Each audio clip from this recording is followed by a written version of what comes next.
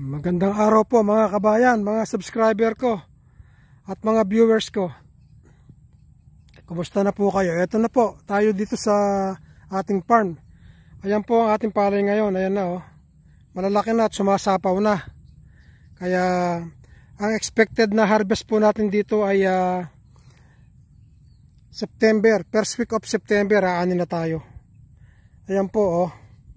Kahit nagkasakit po itong palay natin, okay naman po.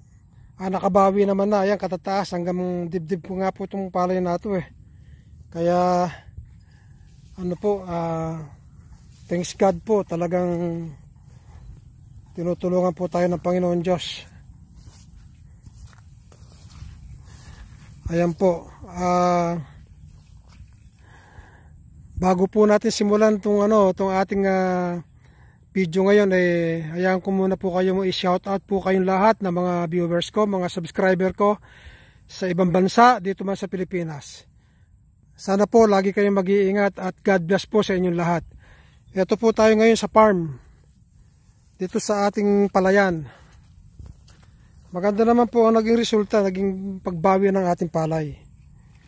Ayan po oh.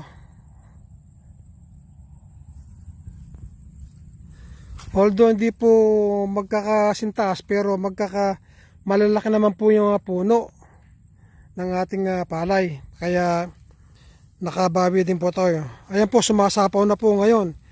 Di po ba, hindi naman tayo manaiinip aani na tayo next month ay sa September, first week of September. Aani na tayo. Kaya salamat po sa Panginoon Diyos, sa swerte tayo at ginabayan po niya tayo. Oh. Dito po, lumaki rin po ang tubig dito, kaya lang hindi inabutan tong ating palay. Ayan po.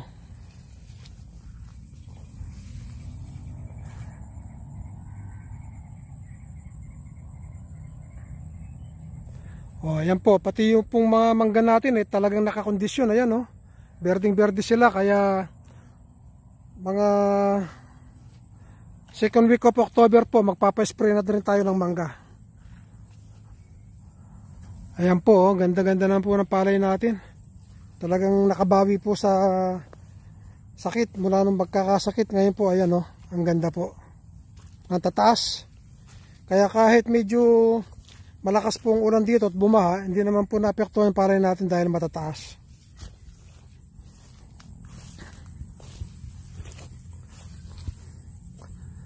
Ayan po.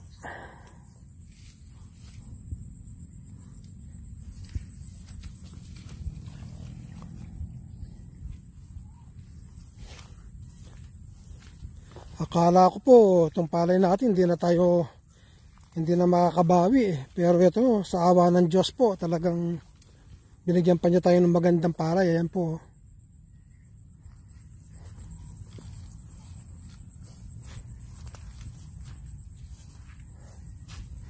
Ayan po, may sapaw na po. Ayan o. Ayan o, sumasapaw na. Kaya lang may naninira. Kailangan ma-spray na po ito.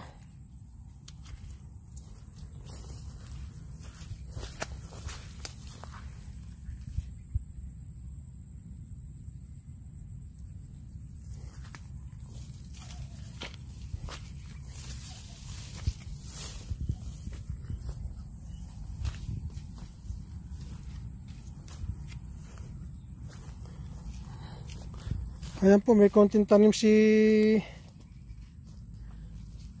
Lever ito. Ayan o. Kaya lang pinagkakain ng mga pabo. O ito po yung mga talong niya o. Lalaki na o. Namumulaklak na.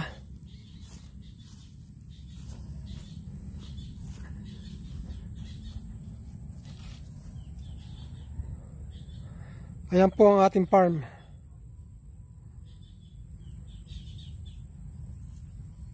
Palay farming po tayo ngayon.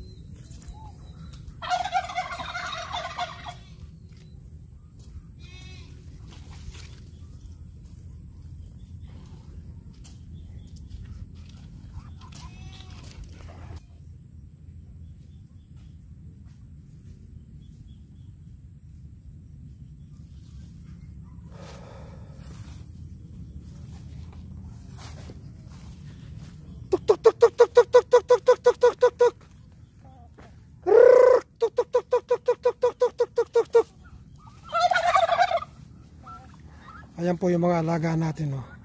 May pabo na rin tayo, ayan, oh. Ayan. At ayan yung mga manok natin na tirang sakit, at saka yung mga Rhode Island Red natin, ayan, oh. Malalaki na. Meron naman po natirang 13 sa Rhode Island natin, ayan, oh. Ayan sila, ayan, oh.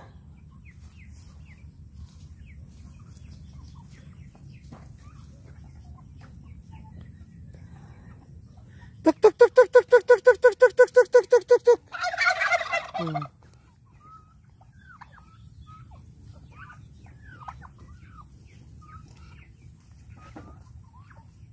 Tuk tuk tuk tuk tuk tuk tuk tuk tuk tuk tuk tuk tuk tuk tuk.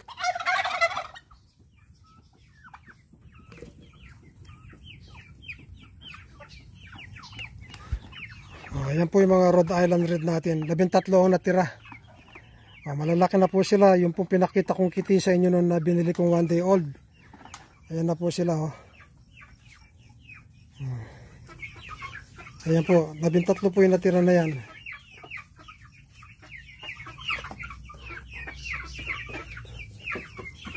Sana po wala nang mamatay. Pero ayan po, oh. Kasi po binili ko yan April 23. May 23, isang buwan. June 23, 2 buwan. July 23, 3 buwan. Mag-4 na buwan na po sila.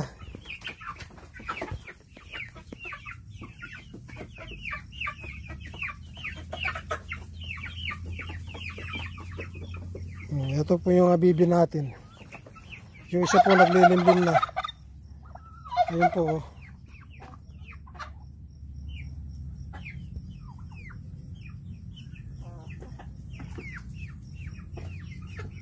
Ayan po, naglilimlim na po yung isa. Ito po, expected na ma-hatch itong mga to ay mga August 10. Mapipisa na po yan. Ayan po sila, oh. Oh.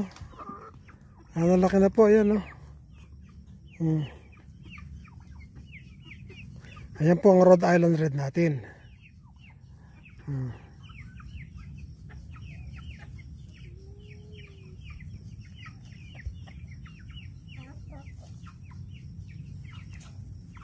Marami na rin po tayong alaga dito. Kaya ayan, oh. Ito po, pag wala nang namatay dito mga iklog na to, makapagpaparami po tayo. Tayo na rin po ang magpapapisa dahil may incubator po tayo na ginawa.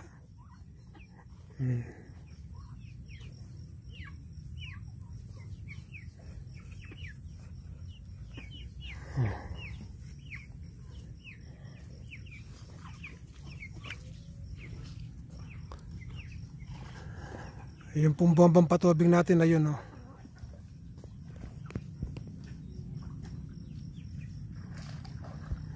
Inaahon nila, lumubog po kasi lumaki yung tubig gabi, kaya hindi nila napansin.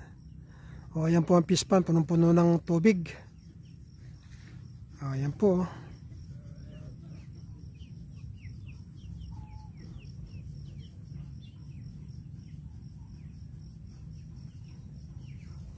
Ayan po yung mga alaga natin, oh.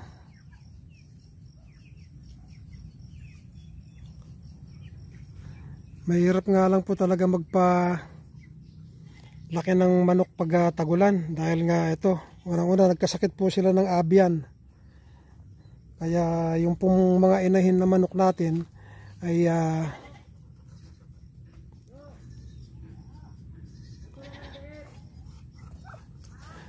yung mga manok na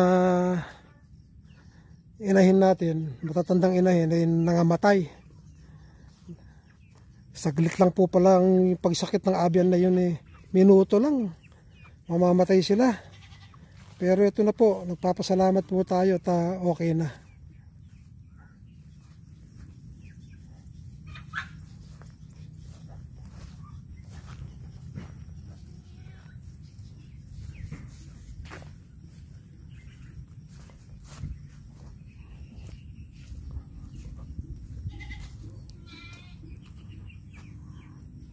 O, ayan po yung palay natin, oh.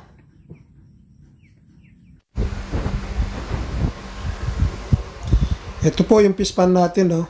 punong-puno ng tubig. Kaya naghalo na naman po yung tubig sa kabila at saka dito sa ano. Kasi po dalawang ano yan, dalawang butas yan. Isang tilapia at saka isang hito. Kaya naghalo na naman ngayon ang isda. Kaya hindi na naman po natin makontrol yung ano, yung pagkain ng mga hito ng tilapia. Ayan. Masyado po kasing matagal ang ulan dito, halos isang linggo. Araw-gabi umuulan, kaya napuno yung fish pond at bumaha dito sa bukid.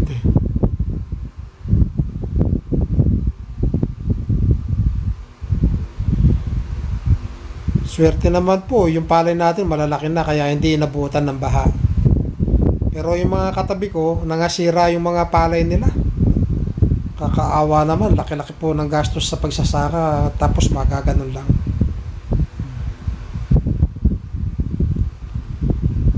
Ayan po yung katabi kong bukid. Yung palay nila nilubog ng baha kaya yung mga dahon nangasira-sira. Kaya nakakaawa po. Malaki ng gastos.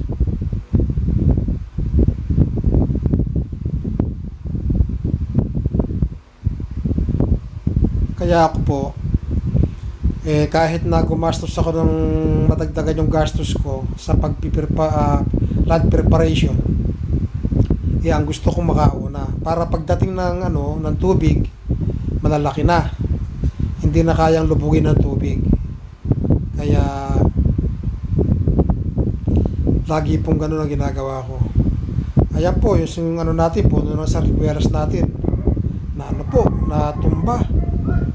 Pero swerte naman at yung pagkakatumba niya nakahilig dun sa pinakatambak ng fish pond.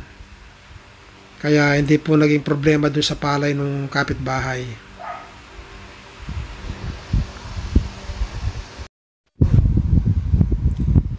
Ayan po yung yung alaga natin kambing. Meron na po tayong kambing ngayon na mga 8 na po yung kambing natin. Yan po ay kapapanganak lang. Yan po yung inahin na yung pangalan ay si Madonna. At yung bagong anak niya ay si Ivana naman. Isa lang po naging anak ngayon. Dati 2 anak niyan. Pero good news po, babae yung anak.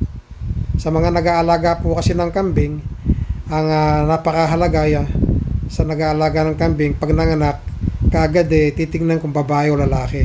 Ayan po, babae, kaya makapagpaparami na naman yan pag time na lumaki na yan at pwede nang magbuntis. Bali ngayon po, ang aking inahin ay bali 5 po yung inahin ko ngayon. Kaya manganak na po sabay-sabay yun, dadagdag na naman ng 5 yun. O ang dami na po. Kaya nga po ito, kahit papano pinagtsatsagaan namin na alagaan dahil pagdating ng araw ay mapapakinabangan din po. Lahat po ng lalaki may ibebenta. Ayan po yung Rhode Island Red natin.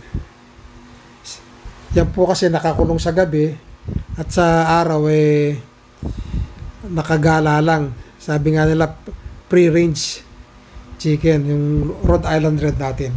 Malakas po kasi lumaki yung manok kung nakakawala. Nakakaya sila ng damo, mga kulisap sa lupa. Yun. Kaya yan po, lalaki na Bali 3 buwan na po sa yan. Ay mag-4 na buwan na po sa yan. Sa September 23 po, 4 na buwan na yan. Kaya ito po, pinaghahandaan na po namin yung pangingitlog nila para pag nangitlog sila, magpapapisa na po tayo. Dahil may sarili naman tayong incubator. Gumawa po ako ng incubator, yung styro po, ice chest. Tuk tuk tuk tuk tuk tuk tuk tuk tuk tuk tuk tuk tuk.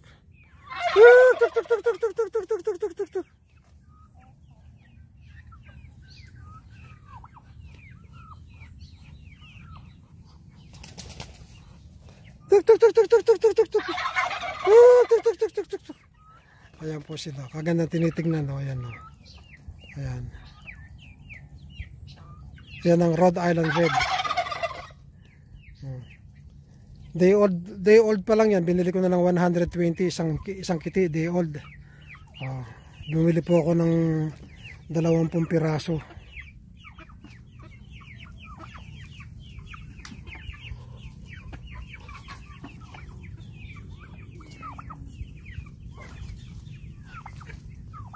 Tuk tuk tuk tuk tuk tuk tuk tuk tuk tuk tuk.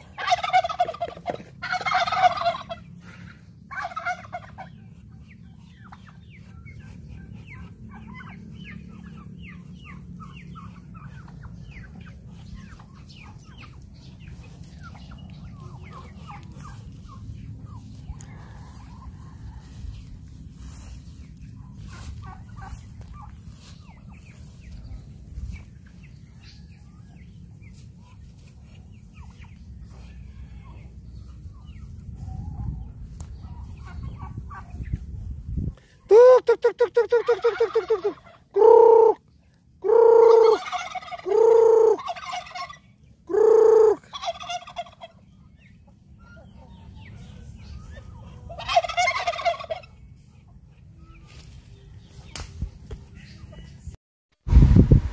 Ayan ang ating fish pan. Sumobra na naman sa tubig. Gawa nung halos isang linggong umulan dito araw-gabi. Kaya naghalo na naman yung fish pan ng butas ng isa tsaka yung butas ng pangalawa. Kaya mix na naman ng isda natin. Ito tsaka tilapia tsaka dalag.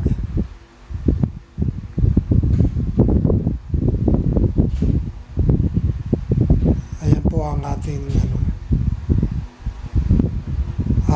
sa mga gustong mag-for good po, ang may papayo ko po sa inyo, yun nga po, kung halimbawang kahit lang po sa kahit lang sa backyard niyo, wag po nyo sasayangin yung araw na pag uwi ninyo at nakarating na kayo sa pamamahay nyo. Kung po pwede po, first day o second day, bumili na kayo ng maitatanim ninyong mga gulay sa likod bahay nyo, at bumili na rin kayo ng mga maalaga nyong mga manok, bibi, pabo doon sa mga backyard ninyo. Malaking tulong po yan, dahil po pag yan, yung mga itinanim yung gulay, kapag yan namunga natin, malaki po yung matitipid ninyo. Hindi na po kayo bibili ng gulay. At hindi na rin kayo bibili ng mga itlog kung mangingitlog na yung mga manok na binili nyo, mga alaga nyo pabo. Kaya malaki po matitipid.